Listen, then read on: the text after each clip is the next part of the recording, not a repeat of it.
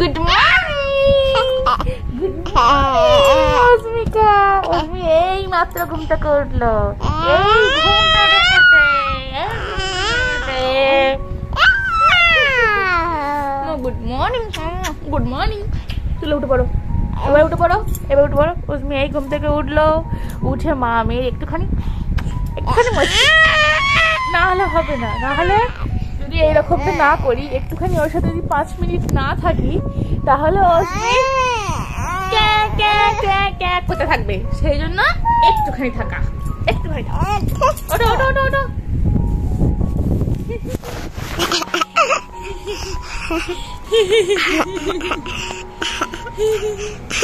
আমি উঠে পড়েছি, আমি উঠে পড়েছি, ঘুম থেকে উঠে পড়েছি, আমি ঘুম থেকে উঠে পড়েছি। চলো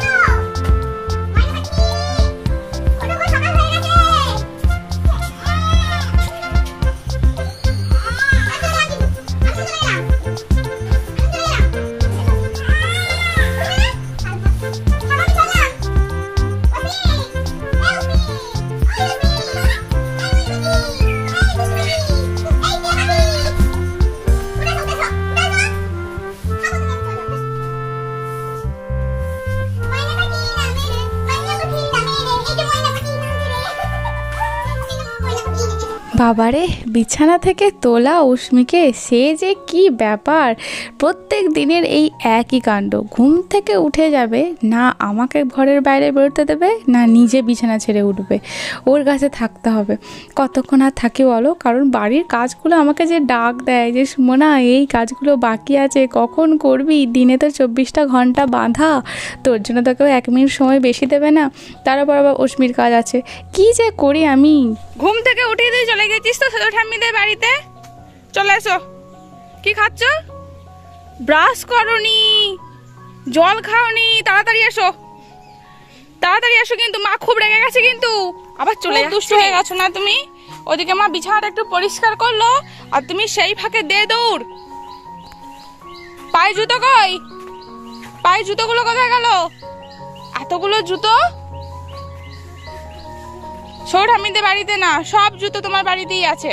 তুমি চলো, ব্রাশ করবে চলো, জল খাবে চলো, জল খাবার খাবে চলো, তারপর তো তুমি বেড়াতে যাবে। ঘুম থেকে উঠেই দে দৌড়, দুষ্টুটা। অস্মি জলটা তো খাও। সকালবেলায় ঘুম থেকে উঠে আলু খাবে, তার জন্য রাগ। মুখটা দেখি, আলু খাওয়ার মুখটা কোনখানটা দিয়ে আলুটা খাবে? সকালবেলায় আলু খাবে, আগে একটু জল খাও, তারপর আলু খাবে।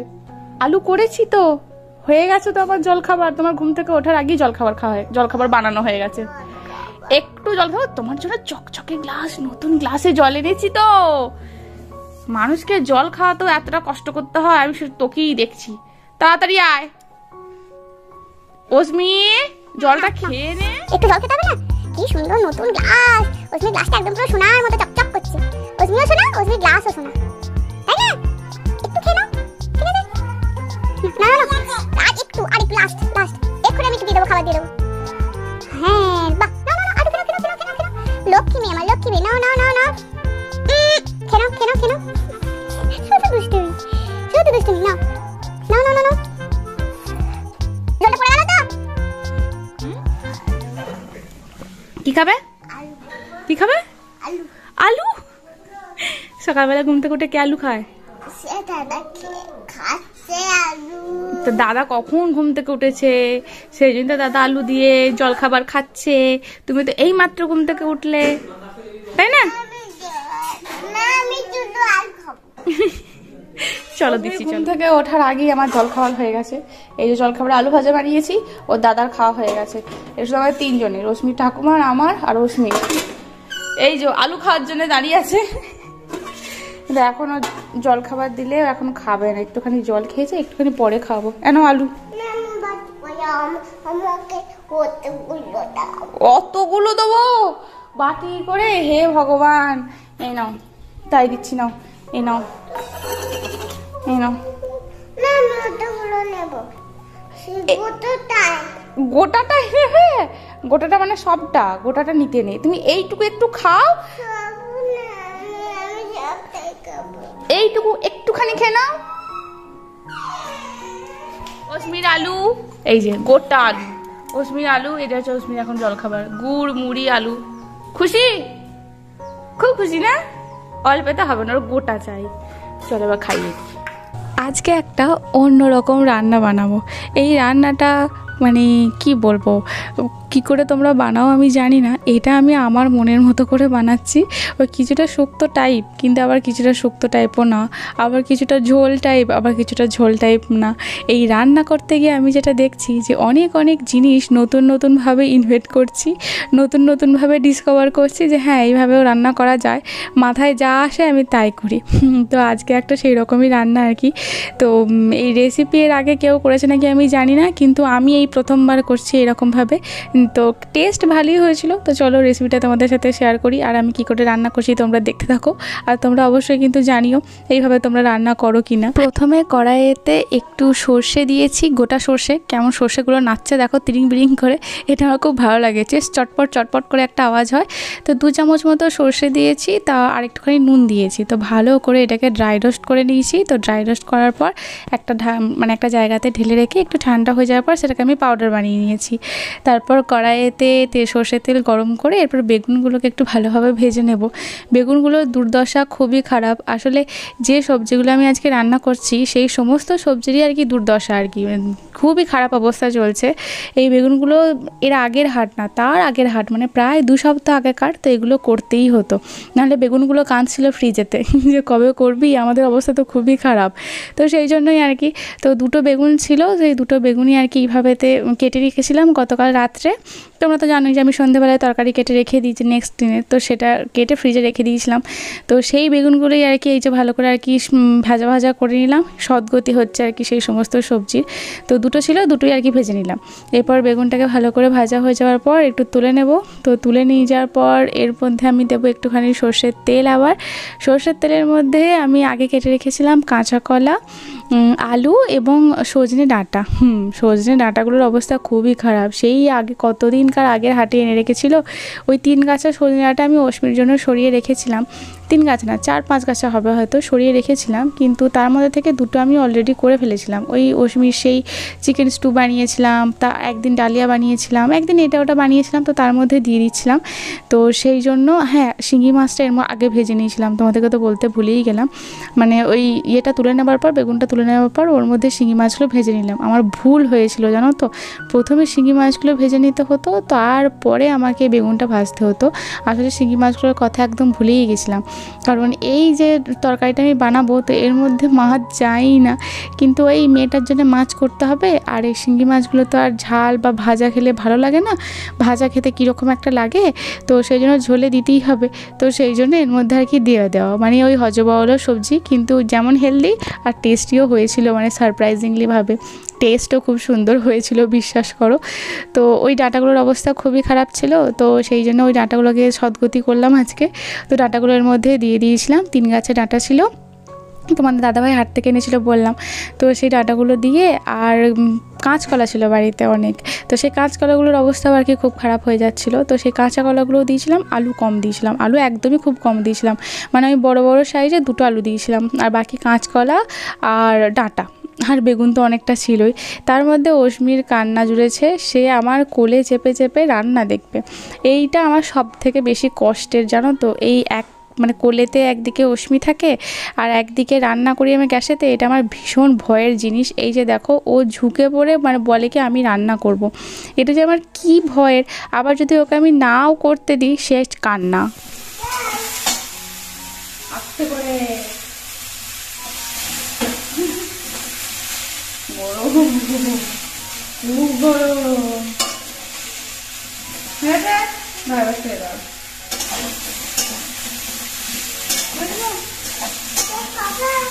তুমি খাবে?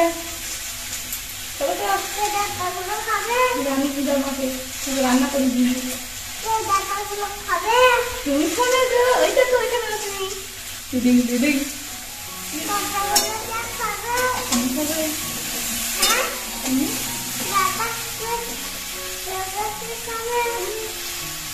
দাদা ঠাকুর মা সবাই খাবে। বাবাও খাবে।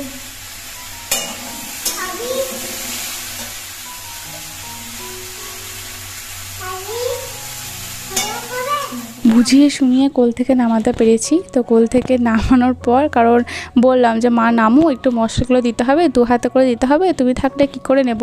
একদিকে মেয়েটা আমার খুব বোঝে, আবার একদিকে একটু অবুঝের মতো করে ফেলে। যাই হোক, যখন যা খেয়াল হয় ওর আর কি। তো এর মধ্যে এবার আমি একে মশলাগুলো দিয়ে দিলাম। কাঁচা কলা আছে, তবুও আদা দিলাম, আদা রসুন বাটা দিলাম। তো এগেন আমি একটা কথাই বলবো, তোমরা হয়তো বলবে যে আদা কেন দিলে, দিতে নেই। আমি জানি দিতে নেই, কিন্তু আমাদের বাড়িতে দেয় তাই আমি দিই, কিছু করার নেই। তো তারপর গুঁড়ো মশলা, ধনে জিরে যেটা ছিল তো সেটা গুঁড়ো করে রেখে দিই আমি আগে, তোমরা জানো। তো সেটা দিয়ে দিলাম 2 চামচ মতো, আর দিয়ে দিলাম কিছুটা হলুদ গুঁড়ো, আর দিয়েছিলাম কিছুটা নুন। তারপর ভালো করে মিক্স আপ ভালো করে কষাচ্ছি। সেই সময় হঠাৎ করে মনে পড়লো যে ওই যে সর্ষের গুঁড়োটা আমি করে রেখেছিলাম, যে পাউডারটা বানিয়েছে, সেটা একটুখানি আমি দিয়ে দিই।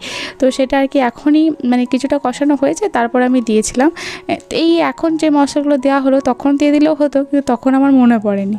যখন মনে পড়লো তখন দিয়ে দিলাম। আর তার সাথে সামান্য একটু জলও দিয়েছিলাম, কারণ ম্যাক্সিমামটাই তো গুঁড়ো মশলা। তো দেখলাম একটু শুকনো হয়ে যাচ্ছে, কিন্তু কষানোটাও ভালো মতো হয়নি, কারণ কষানো এটাই তো মেন সবজি রান্নার, যে কোনো রান্নার। তো সেই জন্য একটুখানি হালকা জলও দিয়েছিলাম। তো তারপর যখন জলটা শুকিয়ে এই যে কড়াইটা একটু লেগে যাচ্ছিলো, তখন পরিমাণ মতো জল দিয়ে দিলাম। তবে এই রান্নাটাতে একটু কি বলবো, একটু করলা বা উচ্ছে এই সমস্ত কিছু দিলেও মানে সে শুক্তো টাইপের হয়ে যেত, কিন্তু করলা বা উচ্ছে আমি দিতে পারবো না, কারণ এই সবজিটা আমার মেয়ে খাবে। তো ও তেঁতোটা খেতে একদম পছন্দ করে না। অনেকবার খাওয়ানোর চেষ্টা করেছি, কিন্তু কিছুতেই তেঁতো খেতে চায় না, একদম ওয়াক থু করে ফেলে দেয়। তো সেই জন্য দিতে আর পারলাম না, নাহলে বাড়িতে ছিল, কিন্তু তা সত্ত্বেও আমি দিতে পারলাম না। তারপর কিছুক্ষণ ঢাকা দিয়ে রেখে দেওয়ার পর দেখলাম যে সবই প্রায় সিদ্ধ হয়ে গেছে। তারপর আগে থেকে ভেজে রাখা বেগুন আর শিঙ্গি মাছটা, ওটাও দিয়ে দিলাম। তোমাদের হয়তো রান্নাটা দেখে হাসি পাবে, কারণ আমার মা যদি এই রান্নাটা দেখে সে সত্যিই হাসবে, কিন্তু আমার কিছু করার নেই। অনেক কিছু ভেবে চিনতে এই রান্নাটা আমার মাথায় এখন এই আইডিয়াটা এসেছে, তো সেটাই আমি করছি। তো এটা ভালো করে মিশিয়ে নেব। তো ভালো করে মিশিয়ে নেওয়ার পর আবার একটুখানি ফুটতে দেবো, মানে যাতে বেগুনটা বা মাছটা একটু নরম হয়ে যায়, এটার সাথে ভালো করে মিক্স হয়ে যায়। তো ঢাকা দেওয়ার পর কড়াই থেকে নামিয়ে দিয়েছি একটা বড় জায়গাতে। তারপর কড়াইটা গরম করে আবার একটু সর্ষের তেল, 5 ফোড়ন, পেঁয়াজ কুচি দিয়ে একটুখানি ভাজা করে নেব। তারপর আমি আবার সবজিটা এর মধ্যে ঢেলে দেবো। মানে বেসিক্যালি এটা আমি ফোড়ন দিলাম, তোমরা তো জানোই যে সব রান্নাতে আমি এটা ফোড়নটা দিই। তো এই রান্নাটাকে তোমরা কি বলবে, শুক্তো রান্না বলবে? একদমই না, শুক্তো রান্না এইভাবে করে না। আবার এটাকে কি বলবে, এই সব কিছুতে একটা ঝোল বলো তো সেটাও হবে, তবে ঝোলে এইভাবে সর্ষে গুঁড়ো করে দেয় না। তো সেটাও আমি জানি, কিন্তু ওই আর কি দুটোই হলো আর কি মিক্স আপ। তো এটা যখন দিয়ে দিলাম সবজিটার মধ্যে, যখন দেখলাম যে নামানোর মতো হয়ে গেছে, তো তখন আবার আমি ওপর থেকে ওই যে বাকি যে অবশিষ্ট সর্ষে গুঁড়োটা ছিল, তো সেটা আবার ওপর থেকে ছড়িয়ে দিলাম। আবার যে ভাজা মশলাটা আমার আছে ধনে জিরে গুঁড়ো, সেটা একটু সামান্য পরিমাণে ওপর থেকে ছড়িয়ে দিয়েছিলাম। বিশ্বাস করো খুব সুন্দর খেতে হয়েছিল। মানে আমি যখন রান্নাটা করছিলাম তখন আমার মাথায় এটাই চলছিল যে এই রান্নাটা হবে তো এইভাবে করছি, কিন্তু এটা যে এইভাবে সারপ্রাইজিংভাবে যে এত সুন্দরভাবে হয়ে যাবে, তো সেটা আমি কল্পনাও করিনি। স্বাদ খুব সুন্দর হয়েছিল, সবাই খুব তৃপ্তি সহকারেই খেয়েছিল। আমার মেয়ে তো একদম চেটেপুটে খেয়েছিল। আর শিঙি মাছটা অস্মির জন্য মেনলি দেওয়া, তো এর মধ্যে মাছটা দিয়ে মাছের সেরকম স্বাদ পাওয়া যায়নি, কিন্তু কারণ এতটা ঝোল, সেখানে একটা মাত্র ছোটো শিঙি মাছ, তো স্বাদ পাওয়া সেরকম যায়নি, কিন্তু ঠিক আছে অস্মির জন্য। সবজিটা তো হয়ে গেল, এরপর ভাতটা বসাতে হবে। তো ভাতের চালটা আমি আগেই ধুয়ে রেখেছিলাম, ধুয়ে একটু সাইডে আর কি ভিজিয়ে রেখেছিলাম। এই কয়েকদিন ধরে আমি এটা করছি জানো তো, যে চালটা যদি আগে থেকে ভিজিয়ে রাখছি, শুনেছি তোমাদের দাদাভাইও এর আগে বহুবার বলেছে যে চালটা ভিজিয়ে রাখবে, দেখবে ভাতটা রান্না করতে কম সময় লাগবে। তবে আমি এখনও বুঝে উঠতে পারিনি কতটা কম সময় লাগছে, কারণ আমার তো মনে হচ্ছে একই সময় লাগছে, হয়তো আমি কম সময়ের জন্য ভেজাচ্ছি সেই জন্য হয়তো হতে পারে। তো 4টে করলা ছিল বাড়িতে, উচ্ছে ছিল, তো সেটা দিয়ে দিলাম, আর একটা আলু ছিল সেটাও দিয়ে দিলাম। যখন দুপুরবেলায় সবাইকে খেতে দেবো তখন ওই উচ্ছে আলু ভাতেটা মেখে দেবো। উচ্ছে আলু ভাতেটা আমি আগে একদমই পছন্দ করতাম না, কিন্তু এখন তোমাদের দাদাভাইয়ের পাল্লায় পড়ে এখন আমি বেশ ভালোই খেতে শিখে গেছি। অশ্মিও তাই, বড় হলে ঠিক খেতে শিখে যাবে। গত 2-3 দিন ধরে বাবাকে বলছিলাম, মানে শ্বশুরমশাইকে বলছিলাম শাক পেড়ে দেওয়ার জন্য।